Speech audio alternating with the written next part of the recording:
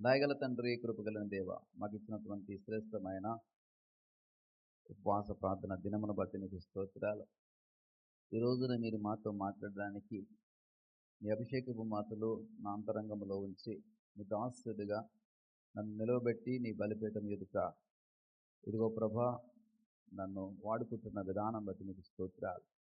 కూడి వచ్చిన నీ బిడ్డలకు మీ మాటలను మీ ఆంతర్యమును ప్రకటన చేయించి ఉండగా ఇదిగో ప్రభా ఈ మాటలు మాకు నేర్పించేవిగా, గ్రహించేవిగా, దీవించేవిగా, ధైర్యపరిచేవిగా, మా బ్రతుకులకి సహాయపడేవిగా మీ మాటలు ఉంచమని ప్రార్థన చేయించున్నాం. ఇదిగో ప్రభా అపవాదిక తంత్రములన్నింటినీ కొట్టివేసి వినగలిగే చెవులను, గ్రహించగలిగే హృదయాలను మాకు దయచేయండి. అడ్డుపడుతున్న అంధకార శక్తులన్నింటినీ కూడా కొట్టివేయండి. మహిమ ఘనత ప్రభావం మీరే పొందుకున్నామని యేసు వారి నామమున అడిగి వేడుకుంటున్నాం తండ్రి. ఆమేన్. యెహోషాపాతు గురించి చెప్పబడుతున్నటువంటి మాట దేవుడైనటువంటి యెహోవా చెప్తున్నటువంటి మాట. ధైర్యము వహించుడే, మేలు చేయుటకు యెహోవా మీతో కూడా ఉండును. యెహోషాపాతు గురించి ఒక వర్తమానంలో చెప్పాను. యెహోషాపాతు ఏ విధముగా భయభక్తులు కలిగి దేవుని యందు నడుచుకున్నవాడుగా ఉండేవాడో, ఏ విధంగా ఆశీర్వదింపబడ్డాడో, దినదినము ఏ విధంగా యెహోషాపాతు ఆశీర్వాదంలోకి వెళ్ళాడో, ఏ విధంగా స్థిరపరచబడ్డాడో, అతని యొక్క రాజ్యం ఎలా స్థిరపరచబడిందో కొద్ది వారాల క్రితమే చెప్పడం జరిగింది. యెహోషాపాతు తర్వాత అతడు స్థిరపరచబడిన తర్వాత అతడు ఆహాబుతో వియ్యం అందుకున్నటువంటి స్థితిని మనం చూస్తాం. ఆహాబుతో వియ్యం అందుకుని మరి చావు అంచు వరకు వెళ్ళి ప్రాణము అరిచేతులు పరుచుకుని తప్పించుకున్నటువంటి వ్యక్తిగా కనబడతాడు యెహోషాపాతు.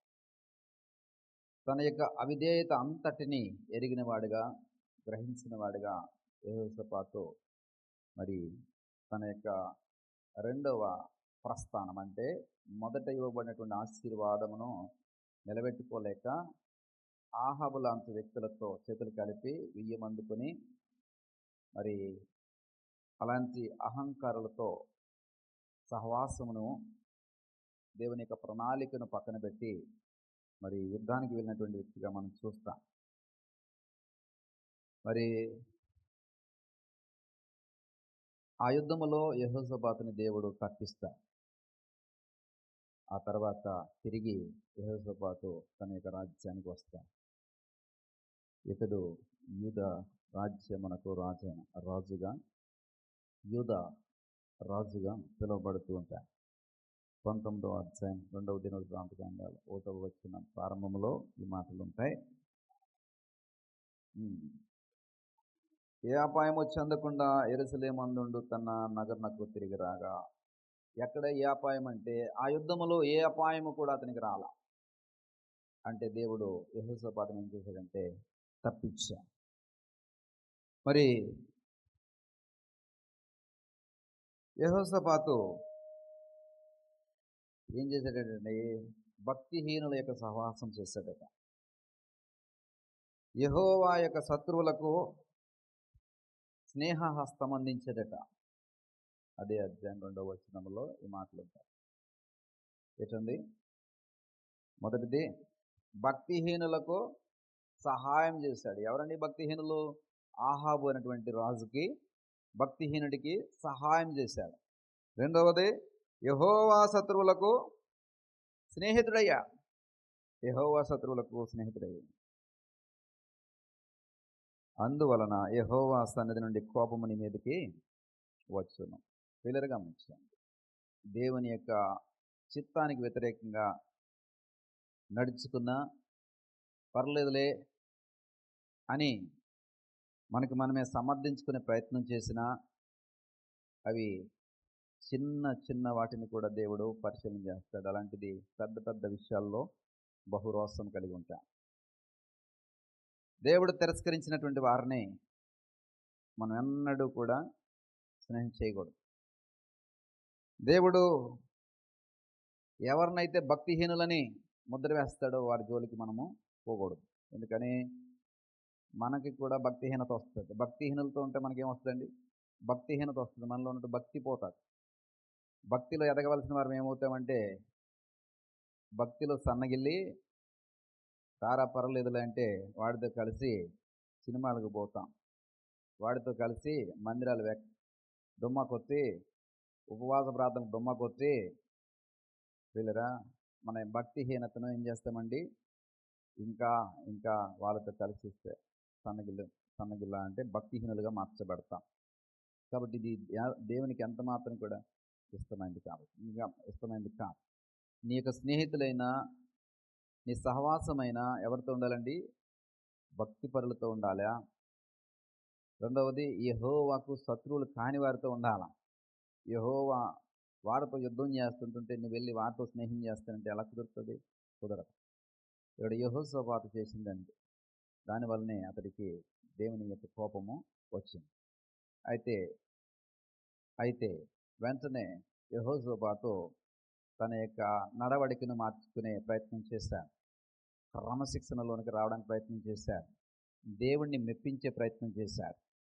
ఒకవేళ మనము గ్రహపాటునో పొరపాటునో బుద్ధిహీనతను బట్టో గడ్డి తిని ఏం చేస్తామండి? తప్పు చేస్తూ ఉంటాం, పొరపాట్లు చేస్తూ ఉంటాం. అయినను ఏమవ్వాలండి? వెంటనే గ్రహింపు రావాలి, పశ్చాత్తాపం రావాలి. ఈ పశ్చాత్తాపము గ్రహింపు చాలా మందిలో ఉండదు. ఇంకా ఆ ఇగోస్తోనే, ఆ తలబిరుస్తోనే, ఆ గర్వంతోనే కొట్టుమిట్టాడుతూ ఉంటారు. వీరు లూసిఫర్ యొక్క సంతానం. ఎవరండి వీరు? లూసిఫర్ అనేటువంటి ఒక అపవాది ఉన్నాయి. లూసిఫర్ గురించి ఒకరోజు వాక్యం చెప్తా. లూసిఫర్ యొక్క సంతానంగా లేదా వారసులుగా పిలువబడతారు.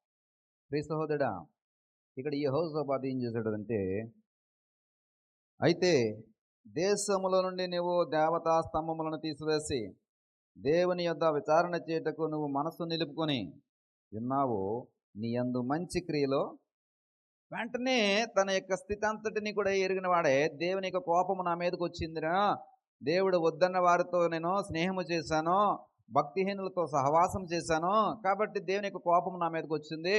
కాబట్టి నేను ఇప్పుడు దేవుణ్ణి మెప్పింప చేయాలి, దేవుని యొక్క అనుగ్రహానికి నేను పాత్రనవ్వాలి, దేవుని యొక్క కృపకు నేను నోచుకోవాలి. అంటే ఇప్పుడు ఏం చేయాలండి? దేవుణ్ణి మెప్పించే పనులు చేయాలి. దేవుని యొక్క కృపకు నోచుకునే నడవడికను అలవరుచుకోవాలి. అది ఎప్పుడవుతుందండి? మన పాత స్థితిని మనం ఒప్పుకొని దానిలో నుంచి బయటకు వచ్చి దేవునికి ఇష్టమైనటువంటి క్రియలు చేయడం ద్వారా, దేవునికి ఇష్టమైనటువంటి నడవడికను అలవర్చుకునడం ద్వారా అది సాధ్యమవుతాయి.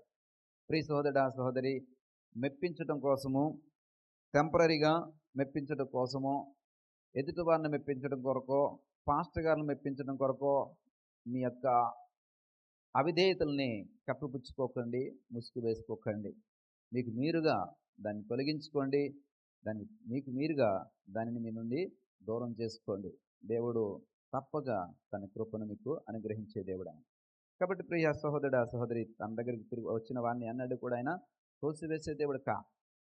మరి తప్పిపోయి మరి దుబారా తిరిగి అన్నీ పాడు చేసుకుని చెడు తిరిగి వస్తే తండ్రి ఏం చేశాడండి? మళ్ళా చేర్చుకునే ప్రియ సహోదరుడా, ఇక్కడ యెహోషాపాతు యొక్క స్థితి ఇదే కనబడుతుంది.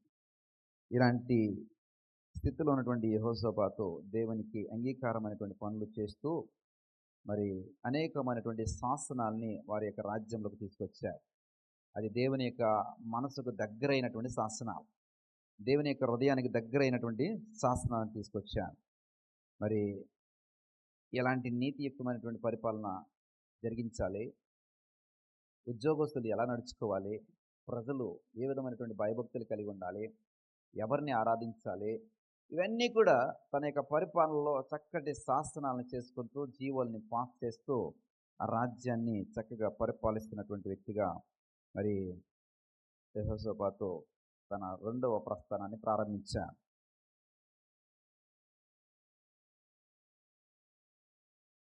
ఈ ఒకటవ వచనం నుండి 11వ వచనం వరకు ఈ యెహోషాపాతు యొక్క నియమావళి, అంటే తన యొక్క రాజ్యంలో లేదా తన యొక్క పరిపాలనలో యెహో యెహోవా యొక్క కృపకు నోచుకునే విధంగా ఏ విధమైనటువంటి శాసనాలు చేశాడో, ఏ విధమైనటువంటి చట్టాలను చేశాడో, ఏ విధమైనటువంటి పరిపాలన అందిస్తున్నాడో, ఏ విధంగా తన యొక్క ప్రజలకు ఆజ్ఞనిస్తూ ఉన్నాడో, మరి ఎలాంటి ప్రవర్తన కలిగి ఉండాలని చెప్తున్నాడో మనం చూస్తాం. మచ్చుకి 1:9 వచనం, వారికి లాగున ఆజ్ఞాపించను, యెహోవా యందు భయభక్తులు కలిగిన వారై నమ్మకంతోనూ యథార్థ మనసుతోనూ మీరు ప్రవర్తింపవలను.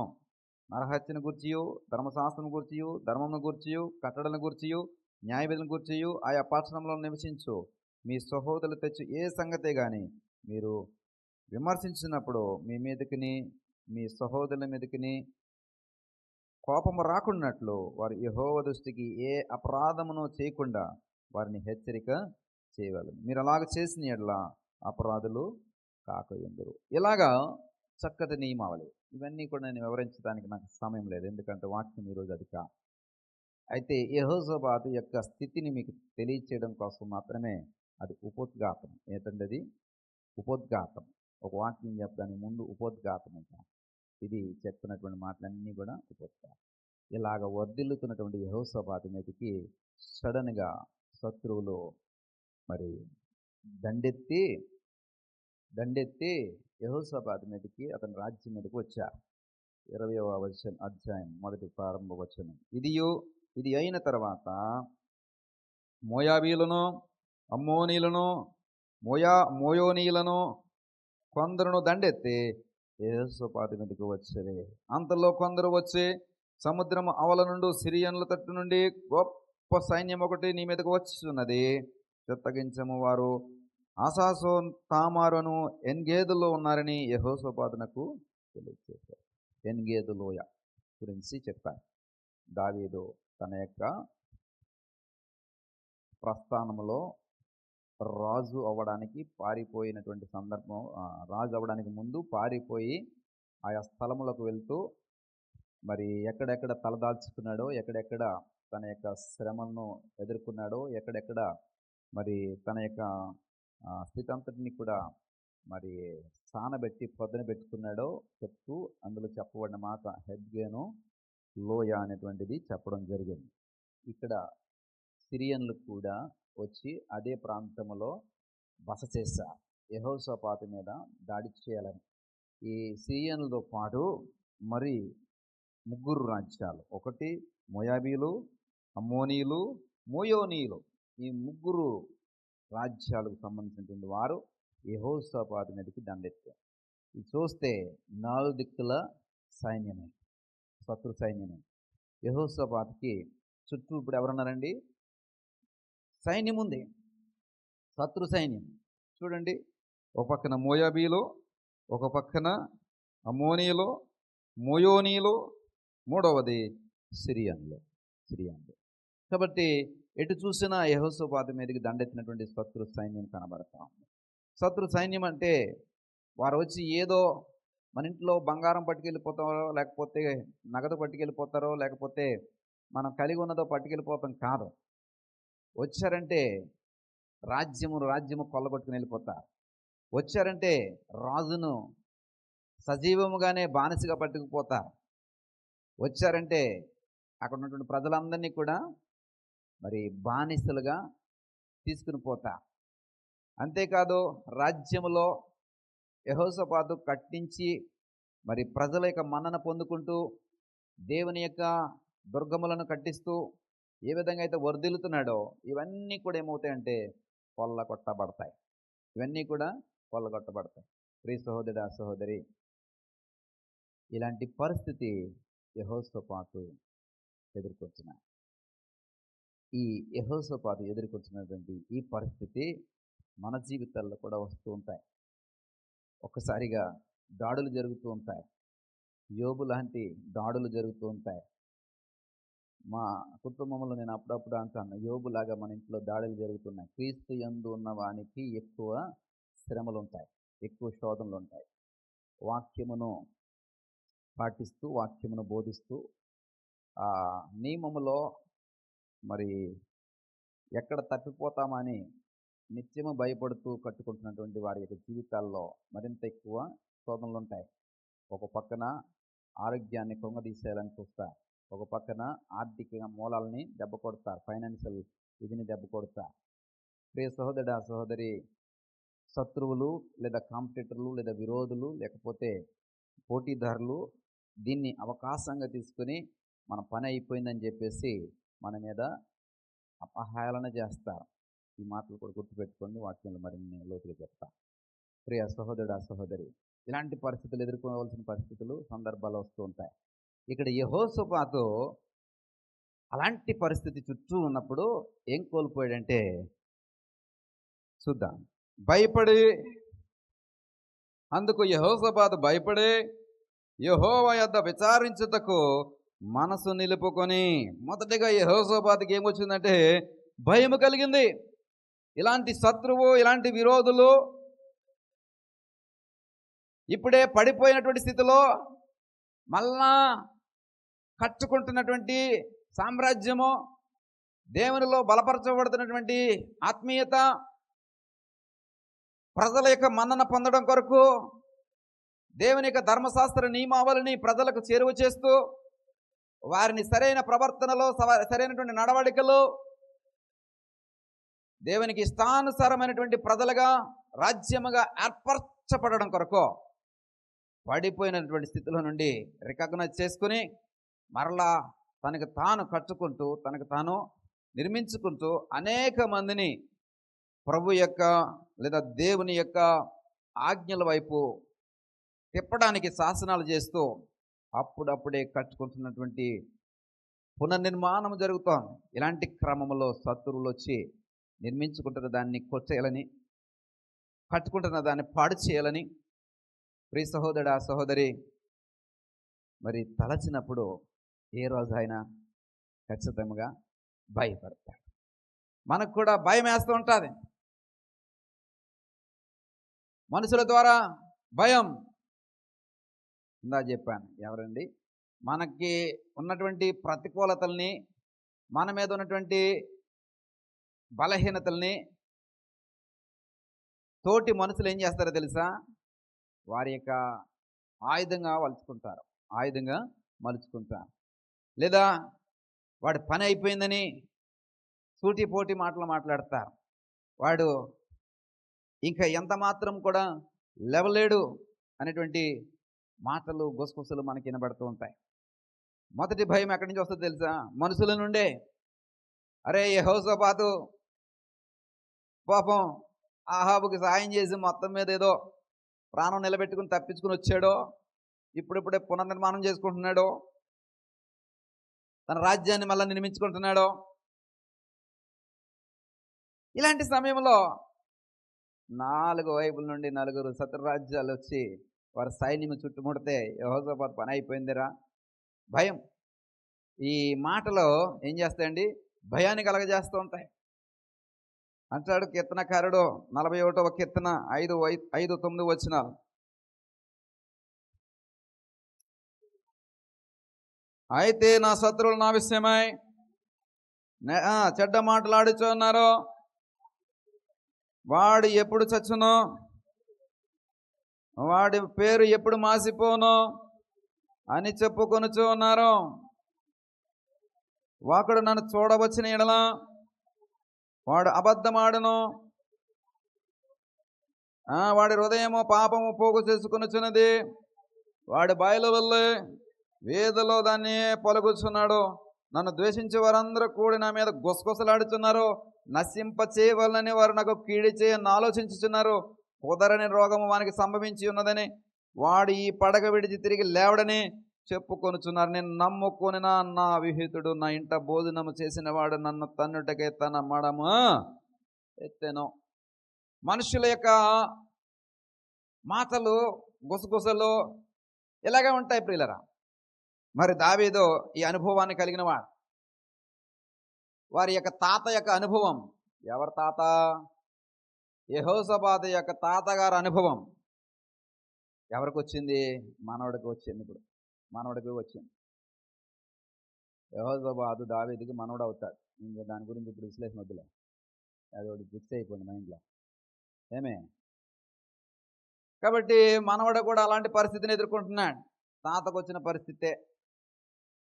ప్రియ సహోదరుడా, సహోదరి, మనము కూడా అలాంటి పరిస్థితులు ఎదుర్కొన్నప్పుడు ఎవరు మన మీద గుసగుసలాడతారో తెలుసా? విహితుడు మన ఇంట భోజనం చేసిన వాడు, వీడు మనతో కలిసి ఒకప్పుడు భోజనం చేస్తాడు, మన ఇంటికి వచ్చి విందు చేస్తాడు, మన ఇంట్లో పాలిబంపులు పొందుకుంటాడు, మన యొక్క ఆతిథ్యాన్ని స్వీకరిస్తాడు. మీ భోజనం చాలా బాగుందని చెప్తాడు, బిర్యానీ చాలా బాగుందని చెప్తాడు. ప్రియ సహోదరుడా, సహోదరి, ఆ చక్కటి ఆ అనుభూతిని మనతో పంచుకుంటాడు. కానీ మనకొచ్చినటువంటి కష్టము, మనకొచ్చిన వేదన, మనకొచ్చిన ఇరుకు, మనకొచ్చిన ఇబ్బంది వాడి కంటపడినప్పుడు మొదటగా మాట్లాడేది వాడే. వాడు ఏమంటాడో తెలుసా? వాళ్ళ ఇంటికి ఒకసారి భోజనానికి వెళ్ళాను, ఎందుకు అంత పెట్టాలేటి? ఓ చికెన్ పెట్టేశారు, మటన్ పెట్టేశారు, ప్రాన్ పెట్టేశారు, ఎగ్ పెట్టేశారు, ఇన్ని పెట్టమని ఎవడని అడిగాడా? ఎందుకంత ఆర్భాటం అంటాడు వాడు. ఆడు తిన్నప్పుడేమో ఆహా ఎంత బాగుండవు, మీ ఇంటే ఇంత భోజనం నేను ఎక్కడా చూడలేదు అంటాడు. కానీ నీ యొక్క పరిస్థితి దయానీకమైనటువంటి పరిస్థితులకు వస్తే తిన్నవాడే ఇలా మాట్లాడతాడు, గుసగుసలాడతాడు, వాడితో వీడితో చెప్తా ఉంటాడు, వీడి ఇంక లేవడు అంటాడు. యెహోషాపాతు యొక్క భయము మనుషుల నుండి భయం. మనకి కూడా మనుషుల నుండి భయం వస్తుంది. ప్రియ సహోదరుడు, ఆ సహోదరి, నేను కూడా వింటూ ఉంటాను, మీరు కూడా వింటూ ఉంటారని అనుకుంటున్నాను. ఎందుకంటే మీరందరూ కూడా దేవుని యొక్క భయభక్తుల్లో పెరుగుతున్నవా కాబట్టి ఖచ్చితంగా మీ గురించి కూడా గుసగుసలు మనుషుల నుండి వినబడతాయి. 40వ కీర్తన 12-14 వచనాలు చూద్దాం. లెక్కలేనన్ని అపాయములు నన్ను చుట్టుకొని ఉన్నవే, నా దోషములు నన్ను తరిమి పట్టుకొనగా నేను తల ఎత్తి చూడలేకపోతేనే, లెక్కకవి నా తల వెంట్రుకలు మించి ఉన్నవి, నా హృదయము ఆధారపడి ఉన్నది. యెహోవా దయచేసి నన్ను రక్షించము, యెహోవా నా సహాయమునకు త్వరగరము. నా ప్రాణము తీటకే యత్నించు వారు సిగ్గుపడి బొత్తిగా భ్రమసియుందురుగాక, నాకు కీడు చేయగోరు వారు వెనుకకు మళ్ళింపబడి సిగ్గునందురుగాక. దావీదు చెప్తున్నటువంటి మరొక మాట ఏమిటంటే, అతనికి వచ్చినటువంటి అపాయములు లెక్కలేని అపాయములు.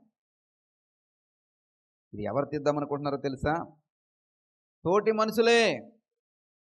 ఈ అపాయములను బట్టి నా ప్రాణము తీయటకే యత్నించేవారు సిగ్గుబడి బొత్తిగా భ్రమసియుందురుగాక అంటున్నాడు. అంటే ఈ అపాయములో, ఈ కష్టములో, ఈ తల వెంట్రులకు మించి శోధనలో, ఇవన్నీ ఎవరి వల్ల వస్తాయంటే మన చుట్టూ ఉన్నటువంటి మన బంధువుల నుంచి, స్నేహితుల నుంచి. మనకి పరిచయం లేనివాడితో మనకు అసలు, నువ్వు బెంజ్ కార్లు వెళ్ళినాడు పట్టించుకోడు, కానీ నువ్వు బెంజ్ కార్లు వెళ్ళో మొదటగా ఏడ్చేది ఎవడో తెలుసా? నీకు పరిచయం ఉన్నవాడే. మొదటగా ఏడ్చేది ఎవడో తెలుసా? నువ్వు స్నేహితుడు అనుకున్నవాడే. మొదటగా ఏడ్చేది ఎవడో తెలుసా? అనుకున్నవాడే. ప్రియ సహోదరుడు, రోడ్డు మీద వెళ్ళేవాడికి ఏంటి అవసరం? నువ్వు బెంజ్ మీద వెళ్తావో, విమానం మీద వెళ్తావో, మహా అయితే ఏమనుకుంటాడు, ఇది ఎవడో కానీ బెంజ్ మీద వెళ్తున్నట్టు అనుకుంటాడు, అంతే, అక్కడ అయిపోతుంది. కానీ వీడు మాత్రం మనసులో పెట్టేసుకుని కుళ్ళిపోతాడు, కృషించిపోతూ ఉంటాడు. ప్రియ సహోదరుడు, సహోదరి, ఈ మనుషుల యొక్క భయం, యెహోషాపాతుకి భయం ఏర్పడింది. శత్రువుల నుండి భయం ఏర్పడింది, మనుషుల నుండి భయం ఏర్పడింది. రెండవ భయం ఏంటంటే తెలుసా? భవిష్యత్తు గురించినటువంటి భయం. యుద్ధంలో ఏమవ్వబోతోంది? ఈ నలుగురు శత్రు రాజులు వారికి సైన్యంతో నన్ను చుట్టుముట్టాయి. కాబట్టి ఈ యుద్ధంలో భవిష్యత్తు ఏమి అవ్వబోతోంది, ఎలా ఉండబోతోంది? ప్రియ సహోదరుడా, సహోదరి, సారాపత గ్రామంలో ఒక విధవరాలు ఉంది. ఆ విధవరాలకి ఒక భయం ఉంది. ఏంటో తెలుసా? ఈ అప్పము ఇప్పుడు నీకు ఇచ్చేస్తే రేపు నేను తినడానికి ఏమీ లేదు, నా కొడుకు నేను ఏమైపోవాలా? చనిపోవాలా, మరణించాలా అంటే భవిష్యత్తు గురించి విధవరాలు ఏమవుతుందంటే భయపడతాం. వచ్చినవాడు యాజకుడు, వచ్చినవాడు ప్రవక్త, వచ్చినవాడు దేవుని చేత పంపించబడిన వాడు, దేవుని యొక్క అనుగ్రహం పొంది నా దగ్గరికి వచ్చినవాడు, దేవుని యొక్క పిలుపుని బట్టి, దేవుని యొక్క ఏర్పాటును బట్టి, దేవుని యొక్క ప్రణాళికను బట్టి ఒక సేవకుడు నా దగ్గరికి వచ్చాడనేటువంటి సత్యాన్ని ఆ విధవరాలు గ్రహించలేక భవిష్యత్తు గురించి భయపడతా ఉంది. నేనేమైపోతానో, నా కొడుకు ఏమైపోతాడో. మనలో కూడా భవిష్యత్తు గురించి భయాలు ఉంటాయి. మనం ఏమైపోతామో, మన పిల్లలు ఏమైపోతారో, వారి భవిష్యత్తు ఎలా ఉండబోతుందో, వారు చక్కగా చదువుతారా, చదవగలుగుతారా, చదవగలేరో, ఉద్యోగాలు వస్తాయో రావా, మంచి వివాహాలు అవుతాయో లేదో, భయాలు. దేని గురించి అండి? భవిష్యత్తు గురించి భయాలు. ప్రియ సహోదరుడు, సహోదరి, హెబ్బేజు అనేటువంటి ఒక వ్యక్తి ఉంటా. ఇతడు చిన్నతనంలోనే తల్లి గర్భంలో ఉన్నప్పుడే తండ్రిని కోల్పోతాడు, ఆమె అతడికి ప్రసవిస్తూనే, అతడికి జననం ఇస్తూనే తల్లిదండ్రులు మరణించినటువంటి సందర్భం అంట. అతడికంటే ముందు అన్నలు ఉన్నారు, సహోదరులు ఉన్నారు. కానీ హెబ్బేజు స్థితి ఎలాగ ఉన్నదో తెలుసా? అన్నలందరి మధ్యలో ఎలాగున్నాడంటే చాలా తక్కువ చేయబడిన వాడిగా ఉన్నాయి. అలాంటి పరిస్థితుల్లో హెబ్బేజు ఒక ప్రార్థన చేశాడు. ఏంటో తెలుసా? దయచేసి నా సరిహద్దును విశాలపరచు, దయచేసి నా సరిహద్దును విశాలపరచు. దేవుడు అతడి ప్రార్థన అంగీకరించాడంట. భవిష్యత్తు ఎలా ఉండబోతుందో హెబ్బేజు దిగాలతో దేవుని సన్నిధిలో గోజాడాడు. తల్లిని కోల్పోయాను, తండ్రిని కోల్పోయాను, నాకున్నటువంటి బంధువులను కోల్పోయాను, సహోదరులు నా మీద వ్యతిరేకంగా ఉన్నారు, నన్ను ప్రేమించడానికి ఏమాత్రం కూడా వారు ఇష్టపడట్లేదు. నీ సరిహద్దును విశాలపరుస్తానని దేవుడు నాకు చేసిన వాగ్దానం. ప్రియ సహోదరుడు, సహోదరి, హెబ్బేజుకు ఏదైతే వాగ్దానం చేశాడో అదే వాగ్దానం దేవుడు నాకు చేశాడు. ఈ వాగ్దానం పట్టుకునే ప్రభుని చాలాసార్లు అడుగుతూ ఉంటాను. హెబ్బేజు యొక్క వాగ్దానాన్ని పట్టుకునే దేవుడిని ఎప్పుడు, ప్రభు నా వాగ్దానం, నా వాగ్దానం, నా వాగ్దానం. ప్రియ సహోదరుడు, సహోదరి, మనమైనా మరుస్తామేమో కానీ ఆయన మరిచే దేవుడు కాదు. మర్చిపోతాడు. భవిష్యత్తు గురించి ఏమాత్రం కూడా దిగులు పడిన అవసరం. భయపడే సందర్భం ఏంటంటే, నలుగురు రాజులు దండెత్తినప్పుడు భవిష్యత్తు ఎలాగ ఉండబోతోంది. ప్రియ సహోదరుడా, ఇప్పుడే దానికి ముందే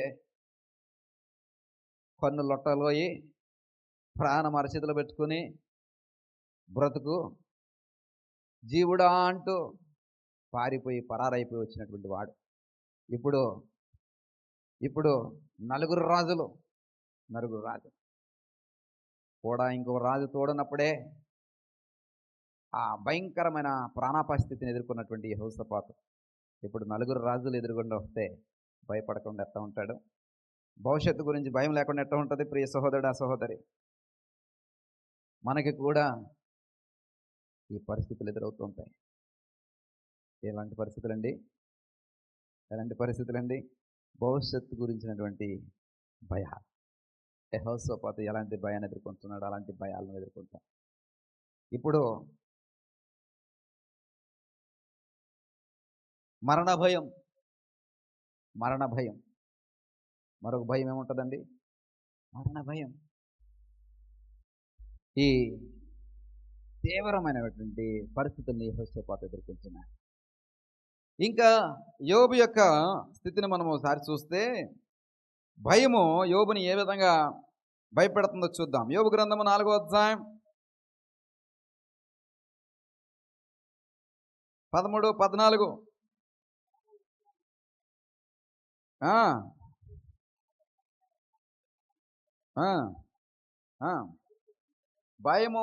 భయమును వణుకును నాకు కలిగను, అందువలన నా ఎముకలన్నయో కదులను. గాఢ నిద్ర మనుషులకు వచ్చు సమయమున రాత్రి కలల వలన పుట్టు తలంపులలో అదే కలిగను.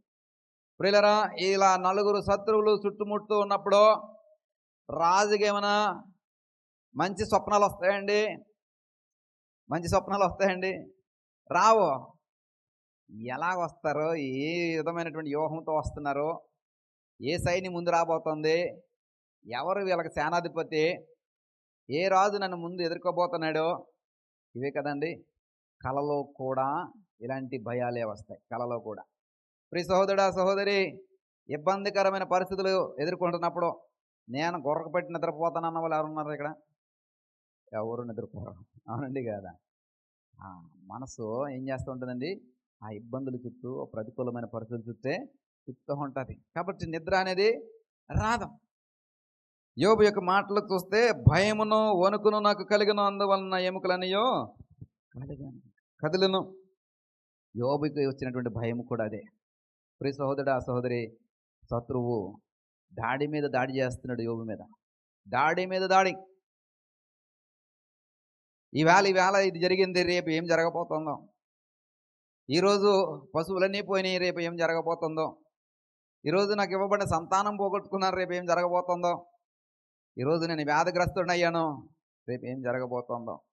ప్రియ సహోదరుడా, సహోదరి, కలలో కూడా భయం, నిద్రలో కూడా భయం. ప్రియ సహోదరుడా, సహోదరి, ఇలాంటి పరిస్థితులు నువ్వు ఎదుర్కొంటే సందర్భాలు నీ జీవితంలో ఎప్పుడైనా చూసారా? చూసారా? మాకేట్లేండి, మా ఆయన సంపాదిస్తున్నాడు, ఉద్యోగం చేసి మాకేటి భయాలంటారా? పురుషులు ఎదుర్కొని ఉంటారు. నేనైతే ఎదుర్కొన్నా. స్త్రీలు కూడా ఎదుర్కొని ఉన్నారా లేదా? ఎదుర్కొనే ఉంటారులేండి. ఎదుర్కొనే ఉంటారులేండి. మీ భర్తలను అడిగితే తెలుస్తుంది. ఏ భయం? నిద్ర యొక్క భయం, కలల యొక్క భయం. ఏమన్నా అడిగితే తెలుస్తుందండి. పాపం నిరంతరము శ్రమ పడుతున్నటువంటి, నిరంతరము వాడు వెళ్ళి ఏదన్నా ఒకటి కొనుక్కుని తినాలంటే ఆలోచన చేస్తాడు. వాడికి ఏదైనా కొనుక్కొని తెచ్చుకోవాలంటే ఆలోచన చేస్తాడు. మంచి షర్ట్ కొనుక్కోవాలంటే ఆలోచన చేస్తాడు. మంచి ప్యాంట్ కొనుక్కోవాలంటే ఆలోచన చేస్తాడు. ఈ డబ్బులతో నా పిల్లలకైనా కొంటే బాగుంటుంది కదా, ఈ డబ్బులతో నా భార్యకి ఏమైనా కొంటే బాగుంటుంది కదా, ఈ డబ్బులతో నా ఇంటికి ఏమైనా కొంటే బాగుంటుంది కదా ఆలోచన చేస్తాడు. కాబట్టి భార్యలరా,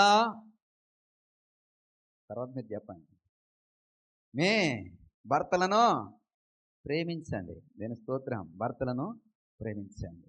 ఎందుకంటే వారు కలలో కూడా భయపడతారు, నిద్రలో కూడా వారు భయపడతారు. ఎందుకని? వారి చుట్టూ ఉన్నటువంటి పరిస్థితులు, భవిష్యత్తు ఎలాగ ఉండబోతుంది, పిల్లలు ఎలాగ ఉండబోతున్నారని భయం, ఉద్యోగములు ఎలాగ ఉండబోతుంది, వ్యాపారంలో ఎలాగ ఉండబోతోంది. ప్రియ సహోదరుడా, సహోదరి, ఇలాంటి పరిస్థితులన్నీ నడుమ ఆ భయాలన్నింటినీ దిగమింగుకొని లోపడే దాచుకొని మీతో ఎలాగ ఎంత సంతోషంగా ఉంటారో తెలుసండి. పాపం ఎంత సంతోషంగా ఉంటారో తెలుసా? ప్రియ సహోదరుడా, సహోదరి, ఈ వేళ ఉన్న ప్రైవేట్ కంపెనీలు రేపు ఉండవు. ఈ వేళ ఏదో దేవుని కృపను బట్టి గవర్నమెంట్ ఉద్యోగం సంపాదించిన వాళ్ళు ఓకే, ఇది పర్మనెంట్ ఉద్యోగాలు. మళ్ళీ అందులో కూడా కాంట్రాక్ట్ బేస్లు, టెంపరీ బేస్లు అవి కూడా ఉంటాయో ఉండవో తెలియదు. అవునండి కాదు? కాబట్టి ఈ వేళన్న పరిస్థితులు రేపు ఉంటాయని గ్యారెంటీ లేదు. ఈరోజు చక్కటి జీతం ఇస్తున్నటువంటి కంపెనీ రేపు మూసేస్తా. ప్రియ సహోదరుడా, సహోదరి, ఇవాళ ఉన్న వ్యాపారాలు రేపు ఉండకపోవచ్చు. ఎందుకంటే టెక్నాలజీలు పెరుగుతున్నాయి. ఇవాళ ఉన్నటువంటి టెక్నాలజీ రేపు ఇంకా ఎక్కువ ఆవిష్కరణ వెళ్ళిపోతున్నాయి. ప్రియ సహోదరుడా, సహోదరి, చాలామంది పని వారికి పని లేదు. ఎందుకని? మిషన్లో వచ్చే మిషన్లే కోత కట్ చేసేస్తున్నాయి. అవే ధాన్యాన్ని ఏమంటారు ఏమంటున్నాను నూర్చడం, అవే నూర్చేస్తున్నాయి. ఆ ధాన్యాన్ని తీసుకొచ్చి అవే బస్తాల్లో వేసేస్తున్నాయి. అవే అన్నీ చేసి పడేస్తున్నాయి. ఇప్పుడు కూలీలకి కూడా కూలీ లేదు. ఎందుకని? టెక్నాలజీ అంతగా అభివృద్ధి. ప్రియ సహోదరుడా, సహోదరి, ఏఐ ఆర్టిఫిషియల్ ఇంటెలిజెన్స్ అని వచ్చి చాలామందికి పని లేకుండా చేసేస్తుంది. చాలామందికి పని లేకుండా టెక్నాలజీ ఏం చేస్తుందండి? పని తగ్గి. ఇలాంటి క్రమంలో భవిష్యత్తు ఎలాగ ఉండబోతుందని భయము ఉంటుందండి, ఉండదా? ఉంటుంది, ఉంటుంది. ప్రియ సహోదరుడా, భారము భుజముల మీద పెట్టుకున్న ప్రతి ఒక్కరికి కూడా ఉంటుంది. ఇప్పుడు భారములు భుజం మీద పెట్టుకున్నాడు యెహోషాపాతు తన రాజ్యాన్ని యెహోవా ఎదుట శ్రేష్టమైనటువంటి రాజ్యంగా నిలబెట్టుకుని, దేవుని యొక్క కోపము తన మీద ఉంటూ ఉండగా ఆ కోపాన్ని ఎలాగైనా మలుచుకోవాలని యెహోషాపాతు ప్రయాసపడుతున్నాయి. ఇలాంటి సమయంలో మరణ భయము యెహోషాపాతుని, భవిష్యత్తు భయము యెహోషాపాతుని, ఇంకా మనుషుల ద్వారా కలిగే భయాన్ని యెహోషాపాతు ఎదుర్కొంటున్నాయి. ప్రియ సహోదరుడా, సహోదరి, ధనాంతరము ఏం జరుగుతుందో తెలుసా? ఏం జరుగుతుందో తెలుసా? ఒకవేళ దొరికిపోతే ఇతన్ని ప్రాణం ఉండగానే బండికి కట్టేసి, అంటే ఒక ఎత్తైనటువంటి రథం మీద కట్టేసి, రెండు చేతులు ఇలా పెట్టేసి, రెండు కళ్ళు పీకేసి తమ రాజ్యాలకు తీసుకుపోతారు. అర్థమవుతుందండి? అప్పుడు ఆ బాధ ఎలాగుంటుందండి? ఎలాగుంటుందండి? ప్రియ సహోదరుడా, సహోదరి, జీవితాంతం వాడు ఎలా ఉండాలండి? రాజు గుడ్డి వాడిగా బ్రతకాలి. గుడ్డివాడిగా బ్రతకాలి. ఇలాంటి పరిస్థితి యెహోషాపాతు ఎదుర్కొంటున్నాయి. కొంతమందికి వ్యాధుల భయం ఉంటారు. వ్యాధులు. హిజ్కియా దేన్ని బట్టి భయపడ్డాడండి? వ్యాధిని బట్టి భయపడ్డాడు. ఓ హిజ్కియా, నీ దినములు అయిపోయినాయి, ఇల్లు చక్కబెట్టుకో. మరణకరమైనటువంటి వ్యాధి వచ్చింది, క్యాన్సర్ వ్యాధి. ఏ వ్యాధి అండి? హిజ్కియాకు వచ్చిన వ్యాధి ఏంటండి? క్యాన్సర్ వ్యాధి. దాని గురించి ఇప్పుడు విశ్లేషణ ఇవ్వలేను, కానీ క్యాన్సర్ వ్యాధి వచ్చింది. కాబట్టి ఇల్లు చక్కబెట్టుకో, ఇక నీ పని అయిపోయింది.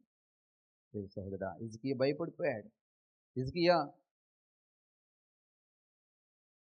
బూడిద పూసుకుని గోనె పట్ట కట్టుకొని దేవుని మందిరానికి పోయి సాగిలపడి ప్రార్థన చేస్తున్నాను. సహోదరా, సహోదరి, ఎందుకంటే ఇప్పుడంటే ఇంక వైద్యము, ట్రీట్మెంట్ ఉంది. ఒకప్పుడు దానికి అసలు వైద్యం లేదు, దానికి అసలు ట్రీట్మెంటే లేనటువంటి రోజులు. అలాంటిది హిజ్కియా అలాంటి కాలంలో అయితే అస్సలు లేవు. భయపడకుండా ఎలాగుంటారండి? ఇంత వైద్యం ఉండి, ఇంత శాస్త్రం ఉండి, ఇప్పటికీ ఆ వ్యాధి అంటే భయపడవలసినటువంటి పరిస్థితులే. మా నాన్నగారికి వస్తే నేను తల్లడిల్లిపోయాం. ఏమవ్వబోతుందో భవిష్యత్తు, ఈ వ్యాధి ఏ విధంగా కృంగదీయబోతుందో. రీసెంట్లీ తల్లిని పోగొట్టుకున్నాం, మళ్ళీ తండ్రిని పోగొట్టుకునే పరిస్థితి ఏమిటి అని తల్లడిల్లిపోయాం. నా భార్య, మా అత్తయ్య గారు, మామయ్య గారు, వీళ్ళు ఆ క్యాన్సర్ కంటే కూడా నా గురించి ఎక్కువ బాధపడిపోయారు. ఎందుకంటే నేను ఏమైపోతానో అని, ఏ విధంగా బెంగ పెట్టుకుంటానో, ఏ విధంగా కృంగిపోతానని నా గురించి ఎక్కువ బాధపడేవారు. మా భార్య అనేది, ఏమండి మామయ్య గారికి ఏం కాదు, మా భయం వల్ల మీకోసమేనండి, మీకోసమేనండి. స్తోత్రం. వ్యాధులు ఏం చేస్తాయండి? భయాన్ని కలగజేస్తాయి. ఇప్పుడు ఇలాంటి పరిస్థితిని ఎవరు ఎదుర్కొంటున్నారండి? యెహోషాపాతు ఎదుర్కొంటున్నాయి. ఇలాంటి భయాలు ఉన్నప్పుడు నీకు నాకు ఒకటే కొలమానం. ఏంటి ఆ కొలమానం? 20వ అధ్యాయము 2వ దినవృత్తాంత గ్రంథాలు 3వ అధ్యాయం 3వ వచనము కొనసాగింపు. అందుకు యెహోషాపాతు భయపడే యెహోవా యొద్ద విచారించుటకు మనసు నిలుపుకొని యోధా యంతటా ఉపవాస దినము ఆచరింపవలని చాటింపగా. ఒకటే కొలమానం. నీ భయాలన్నిటికీ విరుగుడు ఒకటే కొలమానం. అది మనుషుల ద్వారా కలిగే భయమైనా, మరణ భయమైనా, భవిష్యత్తు గురించినటువంటి భయమైనా, మరి నిద్ర పట్టలేనటువంటి పరిస్థితులు, ఉపాయం లేనటువంటి పరిస్థితులు, ఆతంకములు, అపాయములు, వీటి వలన కలిగేటువంటి భయాలు, వ్యాధుల వలన కలిగేటువంటి భయాలు నిన్ను చుట్టుముడుతూ ఉన్నప్పుడు ఒకటి కొలమానం ఏంటో తెలుసా? ఉపవాస ప్రార్థన. ఎందుకని ఉపవాస ప్రార్థనకు నువ్వు రావాలి తెలుసా? నీ భయాలకు విరుగుడు ఉపవాస ప్రార్థన. నీ శత్రువుల నుండి, నీ తోటి వారి యొక్క గుసగుసల నుండి, నీ చుట్టూ ఉన్న వారి యొక్క అన్యాయపు మాటలను బట్టి, ఏమంటారు, గుచ్చుకునేటట్టుగా మాట్లాడేటువంటి మాటలను బట్టి నువ్వు కృంగిపోతున్నటువంటి ఆ మాటలు, నేను కృంగతీస్తున్నటువంటి ఆ మాటల నుండి నీకు విడుదల లేదా విరుగుడు కావాలంటే దేనికి రావాలండి? ఉపవాస ప్రార్థనకు రావాలి. ప్రియ సహోదరా, సహోదరి, నాకు అన్ని అవమానాలే. ఒక్కసారి మనసు పెట్టి ఉపవాసం ఉండి ప్రార్థన చేయి, నీ అవమానాలన్నీ దేవుడు కొట్టబోయబోతున్నాయి. ప్రియ సహోదరా, సహోదరి, అంటూ ఉంటాం అన్ని అవమానాలే. ఎందుకు అవమానాలు? నువ్వు మనసు పెట్టి ఉపవాసం ఉండబ్బా. మనసు పెట్టి ఉపవాస ప్రార్థనలో ఏకీభవించు. మనసు పెట్టి ప్రభుని అడుగు. మనసు పెట్టి ఆచారబద్ధంగా రావద్దు, సంఘ నియమం కాబట్టి రావద్దు. దేని బట్టి రావాలండి? నీవు పొందుకుంటున్న అవమానాలను బట్టి ఉపవాస ప్రార్థనకి రా. నీకు కలిగినటువంటి బాధను బట్టి ఉపవాస ప్రార్థనకి రా. నీవు పొందుకుంటున్న భవిష్యత్తు భయాన్ని బట్టి ఉపవాస ప్రార్థనకి రా. నీవు కలిగి ఉన్నటువంటి వ్యాధి భయమును బట్టి ఉపవాస ప్రార్థనకి రా. నీవు కలిగి ఉన్నటువంటి మరణ భయమును బట్టి ఉపవాస ప్రార్థనకి రా. నీ చుట్టూ నీ వారే నీ మీద నిందలు వేస్తూ నీవు అలాంటి దానవు, ఇలాంటి దానవు, నువ్వు అలాంటి వాడవు, ఇలాంటి వాడవు అన్నప్పుడు నువ్వు ఏమి సట్టిల పైకి మడత పెట్టేసి కచ్చ వేసుకుని వెళ్ళిపోమాక ఏం చేయాలా? ఉపవాస ప్రార్థనకు రా. యెహోషాపాతు ఇలాంటి మరణకరమైన భయాలని ఎదుర్కొంటున్నాడు. భవిష్యత్తు గురించినటువంటి భయాలను ఎదుర్కొంటున్నాడు. చుట్టూ ఎటు చూసినా ఆటంకకరమైనటువంటి పరిస్థితులు ఎదుర్కొంటున్నాడు. ఎటు చూసినా మరణ సంబంధమైనటువంటి భయాలతో కూడినటువంటి పరిస్థితులు ఎదుర్కొంటున్నాడు. రేపు దొరికిపోతే వారు నన్ను వేసేస్తారా, లేకపోతే నన్ను బందీగా పట్టుకుపోతారా? బందీగా పట్టుకెళ్ళిపోతే నాకేం సింహాసనం వేసి కూర్చుండబెట్టరు. బందీగా తీసుకెళ్ళిపోతే ఏం చేస్తారో తెలుసా? నా కళ్ళు పీకేయచ్చు, నా కాళ్ళు తెగనరికేయచ్చు, నా 2 చేతులు తీసివేయచ్చు. వాళ్ళ ఇష్టం. నేను బందీనైపోయాను కాబట్టి నన్ను ఏ విధంగా వారు చిత్రహింసలు పెట్టవచ్చు. అది ఎప్పటి వరకు బ్రతకల్లగా? కడ వరకు జీవితాంతం అలాగ బ్రతకాలి. అలదిరోట సంసోన్ని ఏం చేశారండి? బందీగా పట్టుకుని పోయి కళ్ళు పీకేశారు, 2 గుడ్డలు పీకేవేశారు. ప్రియ సహోదరుడా, సహోదరి, శత్రువు యొక్క ఆక్రోశం ఎలాగుంటుందో తెలియదు. ఈ ఆక్రోశాన్ని బట్టి ఏమైనా చేయొచ్చు. కాబట్టి ఇలాంటి పరిస్థితులు నా ఎదుట ఉన్నాయి. కాబట్టి నేను ఇప్పుడు ఏం చేయాలా? ప్రియ సహోదరుడా, సహోదరి, ఉపవాస దినమును ఆచరించాలా. ఉపవాస దినం అందుకోసం నువ్వు రావాలి. ప్రియ సహోదరుడా, సహోదరి, ఊరకనే మొదటి శుక్రవారము ఉపవాసం పెట్టామని రావద్దు. నీ భవిష్యత్తు కోసము ఉపవాసం ఉండు, నీ భయాల కోసము ఉపవాసం ఉండు, నీ స్థితి అంతటిని మార్చుకోవడం కోసం ఉపవాసం ఉండు. ఉపవాసం ఉండి ఏం చేశాడో తెలుసా అండి? ముందుకు వెళ్దాం. సహాయము చేయమని. ఎందుకు ఉపవాసం ఉండాలంటే యెహోషాపాతు ఏం చేస్తున్నాడటండి? ఉపవాస దినమును ఆచరింపవాలని చాటించాడు. యోధావారు యెహోవా వలన సహాయమును వేడుకున్నటకే ఇక్కడికి వచ్చి ఏం చేయాలటండి? సహాయం అడగాల. ఎవరిని? నీ దేవుడు అనేటువంటి యెహోవాను సహాయం అడగాల. ప్రభువా, నా పరిస్థితి ఇది, నా జీవితం ఇది, నా కుటుంబం ఇది, నా బిడ్డలు ఇది, నా చుట్టూ ఉన్నటువంటి పరిస్థితులు ఇది, నా ఆర్థిక స్థితులు ఇది, నా ఆరోగ్యం ఇది, నా బలహీనతలు ఇవి, నాకు వచ్చిన శోధన ఇది, నా శ్రమ ఇది, నా భర్త ఇలాంటి పరిస్థితుల్లో ఉన్నాడు, నా భార్య ఇలాంటి పరిస్థితుల్లో ఉంది, నా బిడ్డలు ఎలాంటి పరిస్థితులు ఉన్నారు. ఏం చేయాలండి? సహాయం అడగాల. ప్రార్థనకు వచ్చి ఏం చేయాలండి? సహాయం అడగాల.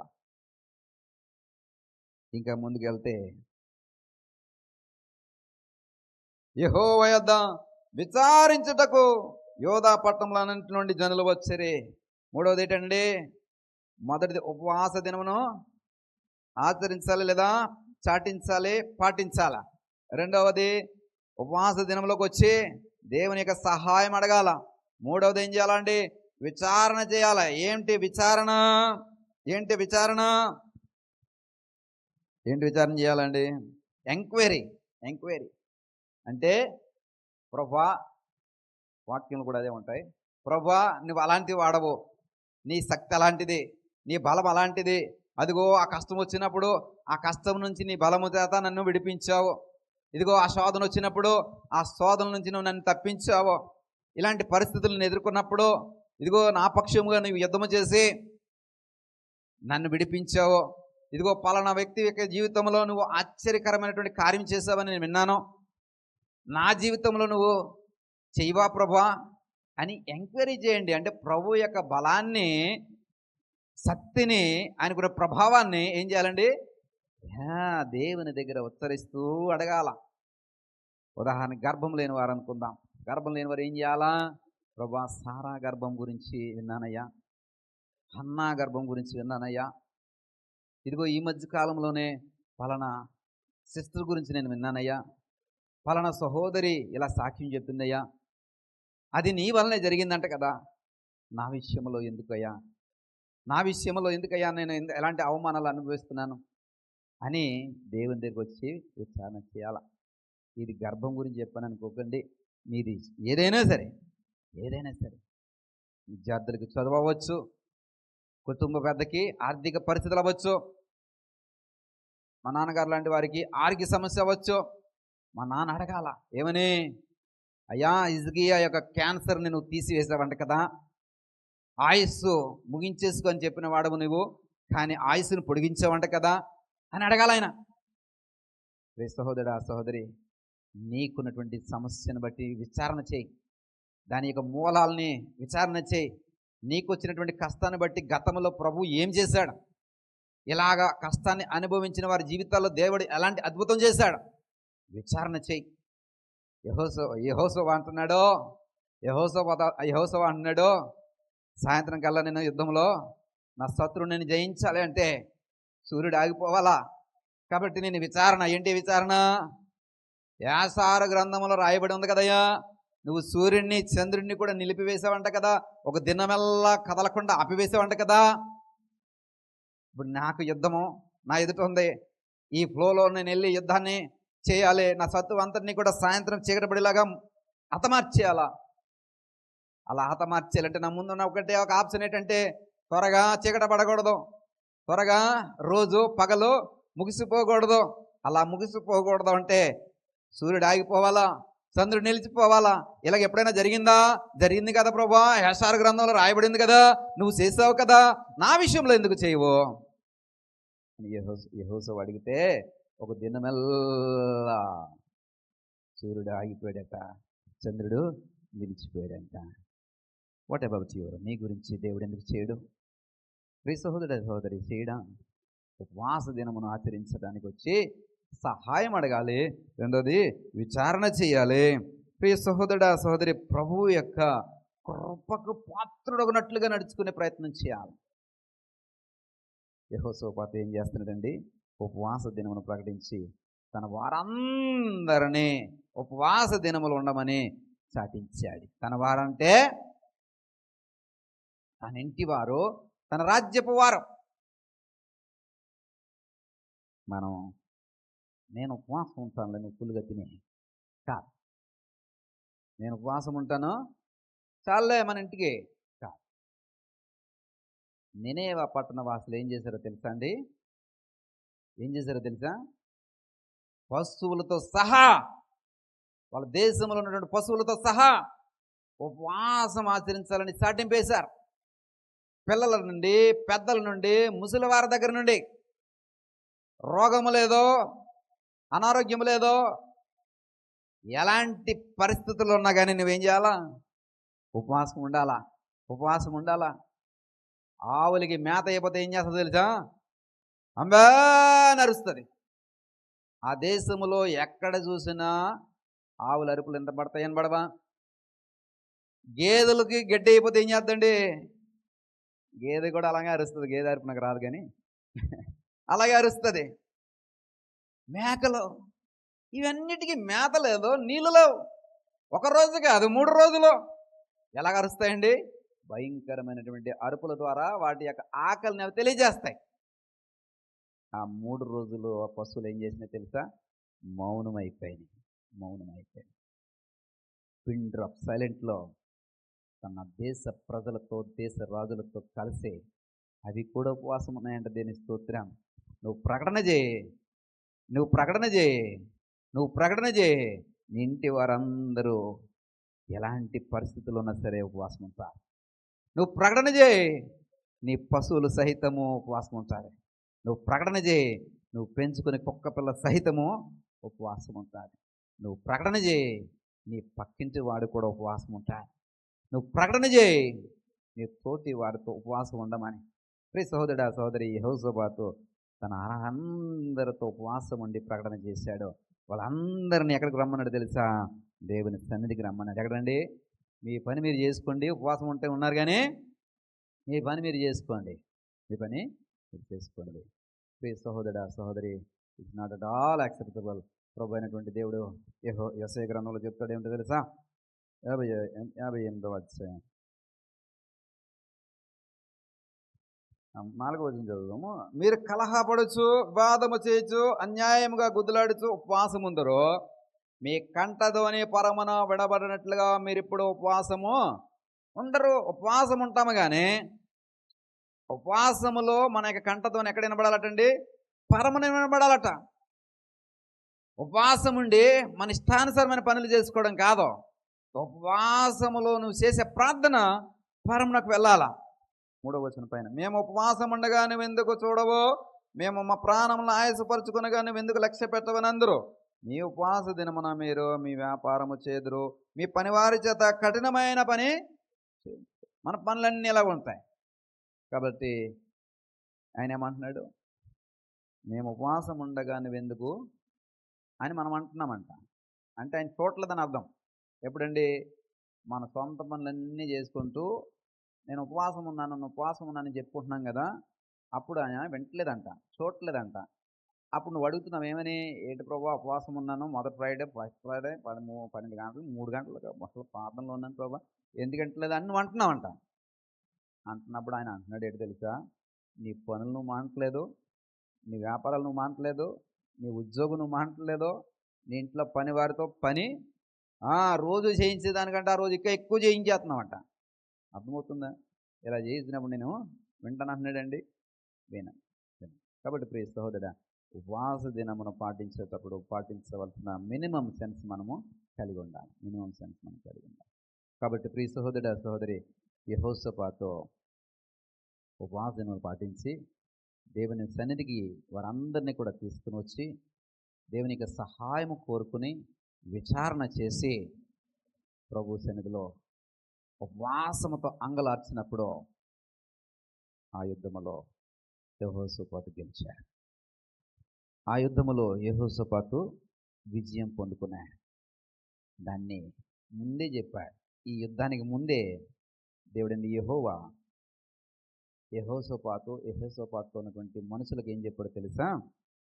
19 చివరి వచనం, ధైర్యము వహించుడే,